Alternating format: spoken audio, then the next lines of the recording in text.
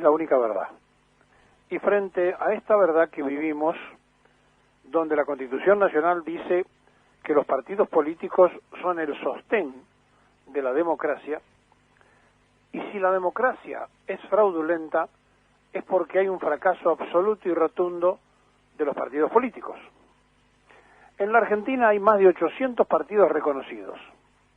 Des en cuenta que una sociedad que busca tantas manifestaciones es porque no ha encontrado finalmente un cauce representativo en los partidos tradicionales que le haya permitido que se expresen con libertad sus seguidores.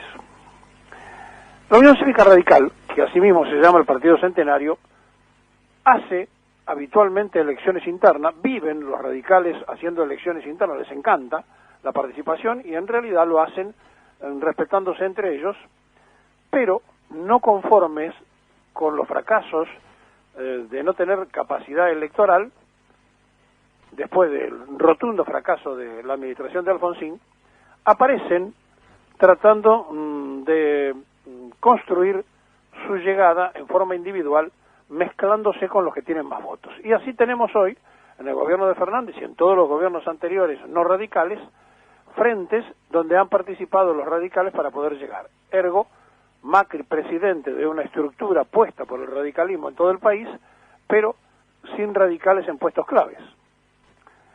El justicialismo, el PJ, que tiene la mayor cantidad de afiliados de América Hispana, está con una conducción que no es representativa porque no hay elecciones internas, porque no se ha expresado la mayoría en su voluntad y porque además, cuando Perón creó el peronismo, construyó un movimiento. Y para el peronismo, la herramienta electoral es el partido y lo permanente y lo constante es el movimiento.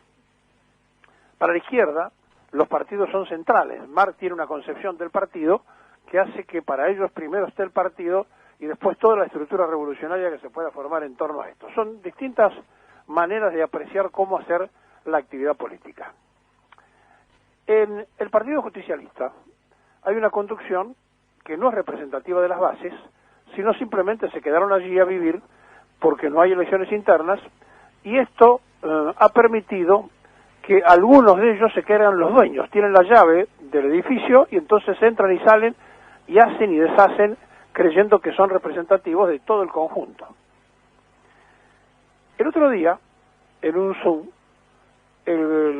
la conducción del Partido Justicialista Nacional tuvo un diálogo con los similares del Partido Comunista Chino, buscando distintas cuestiones. No está mal en la política internacional que se hagan amigos de una de las potencias que está en disputa y que además la Argentina la precisa. De hecho, en el gobierno kirchnerista se hizo un swap de moneda que ahora se volvió a sostener.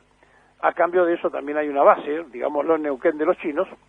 Y dicho esto, se construyó un diálogo a instancia del senador Tayana, que fue el que trajo la idea de hagámonos amigos de los chinos y preguntémosles algunas cosas como para intimar y tener una construcción de amistad política. No está mal en la política hacer esto. Ahora, lo grave es que el planteo de esa conversación estuvo en torno a ver cuál era el modelo para salir de la pobreza de los chinos. Y entonces cuando alguien que se siente justicialista le tiene que preguntar a un chino cómo se sale de la pobreza, es porque tiene amnesia colectiva, porque se ha apartado de la construcción ideológica del partido, o porque no recuerda algunas cosas esenciales de la construcción de este partido. La represión justicialista que nace en 1945 es una concepción simple, con una base filosófica firme y que obedece a un concepto cristiano y humanista de la política.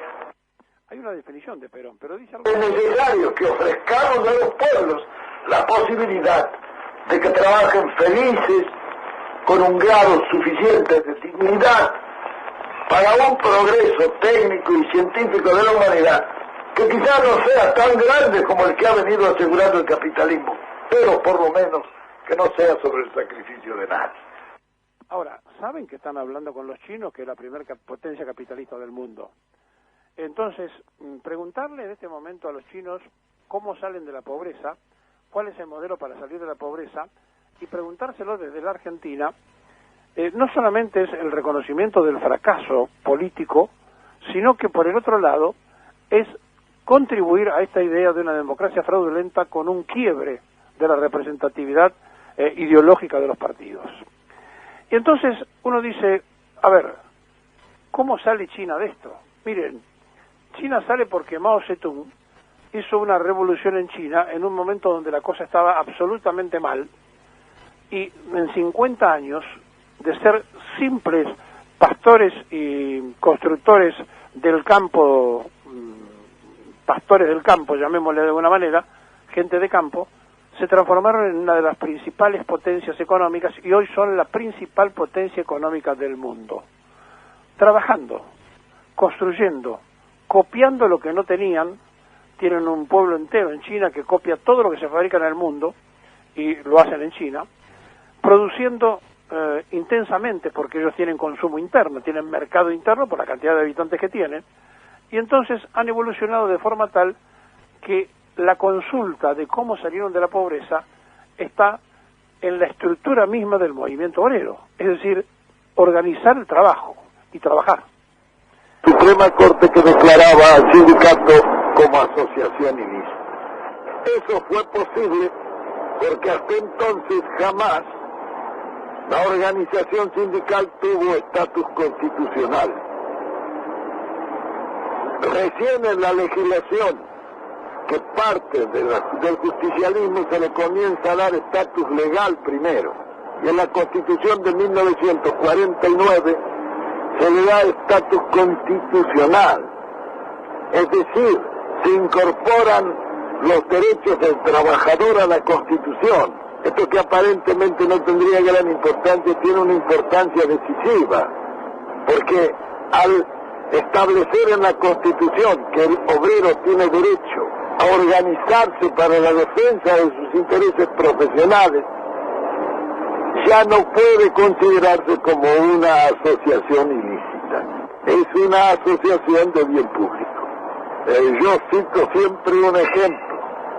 Los peones, había regiones donde ganaban 12 pesos por mes, que no le alcanzaba ni para los cigarrillos, y andaban harapientos y miserables.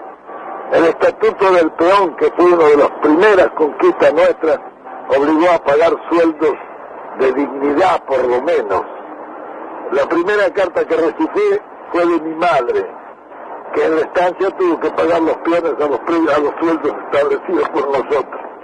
Y me escribí una carta diciendo, me parece que te has vuelto loco, que vamos a poder pagar esos sueldos. Y yo le dije, vieja, o pagado o cerrar la estancia.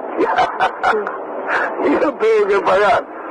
Bueno, todo ese proceso que han vivido, y que ha vivido el pueblo argentino, no es necesario, diremos, citarlo más. En muchas partes del mundo ya nos citan como ejemplo de justicia social.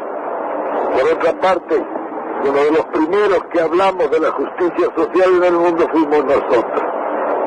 Los acuerdos colectivos de trabajo también fuimos los iniciadores en el mundo. Hace 25 años establecimos nosotros los primeros acuerdos colectivos de trabajo y las primeras leyes estableciendo la obligatoriedad de realizar esos convenios colectivos de trabajo. Ahora, para esto tenemos que consultar a los chinos. Quizá si leyeron un poco a Perón, quizás si lo escucharon un poco a Perón, las conducciones del Partido Justicialista, entenderían un poco mejor al peronismo y podrían entonces ser más representativos de ese pensamiento.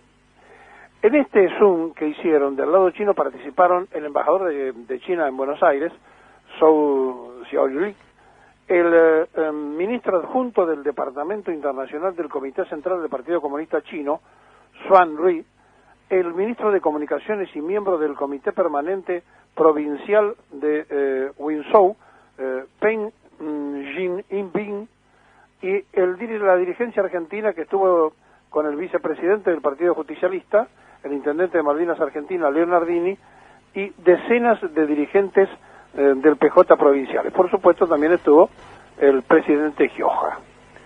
Y el vínculo y la preocupación era ver cómo el modelo del lugar más pobre de China había resuelto ese tema haciendo barrios sustentables. Miren, no hay ningún secreto, muchachos, pero hay que entender un poco el ciclo económico, no de economía, no hay que entender de economía, hay que entender de política económica, del ciclo económico. No hay que preguntarle a los chinos, hay que ir a Perón y entender. Dentro de esa legislación éramos los primeros en cumplirla. Toda la representación popular del justicialismo estaba representada por 1/3 de diputados y senadores de origen obrero, dirigentes obreros, 1/3 de políticos y 1/3 de mujeres. La participación en el gobierno directamente, y bueno, el ministro de Trabajo fue siempre un obrero. ¿Por qué? Porque antes había sido siempre un patrón. Y cuando se quejaban los patrones, yo siempre les decía lo mismo: deje que haya un ministro obrero, porque durante un siglo y medio han sido patrones, de manera que nos queda todavía por delante casi un siglo y medio para poder poner un obrero de ministro. El ministro del Interior también era un dirigente obrero. Después los demás eran los tecnócratas que generalmente llenan los ministerios normalmente. Pero en el ministerio político era un dirigente obrero porque se le quería dar al gobierno el acento obrero que debía de tener. Y en el Ministerio de Trabajo porque era el hombre que discernía la justicia sobre el trabajo y dirigía toda la actividad de la organización sindical. ¿Le puedo explicar, general, al PJ la economía? Gobernar es crear trabajo, porque es inconcebible que en aquel entonces, en el año 46, existieran 800.000 desocupados, como existen actualmente en la Argentina 800.000 desocupados. ¿Cómo puede explicarse que en un país que está todo por hacerse haya 800.000 personas que no pueden trabajar? No es obligación del gobierno crear eso.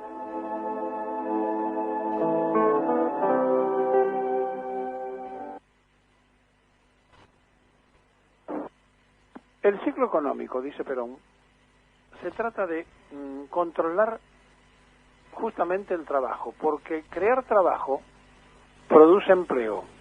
El empleo produce mejor salario, porque da plena ocupación. El mejor salario hace que se consuma. Al consumo produce mayor necesidad de producción. La mayor necesidad de producción ocupa mayor mano de obra. Gioja, compañeros del PJ, lean a Perón, escuchen a Perón, entiendan a Perón y hablen con los chinos de todos los negocios que quieran, pero por favor no le pregunten cómo se resuelve la pobreza en la Argentina. En todo caso, frente a un espejo, pregúntense qué hicieron ustedes cuando tuvieron ocasionalmente el poder y el gobierno en las provincias, en la nación, donde les tocó, para que la pobreza desaparezca del país. Si cumplieron o no con el voto ciudadano y si hicieron lo que la Carta Orgánica del Partido Justicialista les ha pedido a cada uno de los que dicen seguir las directivas de Perón. Me parece que está de más preguntarle cómo se sale de la pobreza a los chinos. Y en todo caso pueden hacer las mejores relaciones internacionales con los chinos o con cualquier partido político, no hay problema. Nadie se opone a que hablen de política con el Partido Comunista Chino, pero no le pregunten cómo se resuelve la pobreza.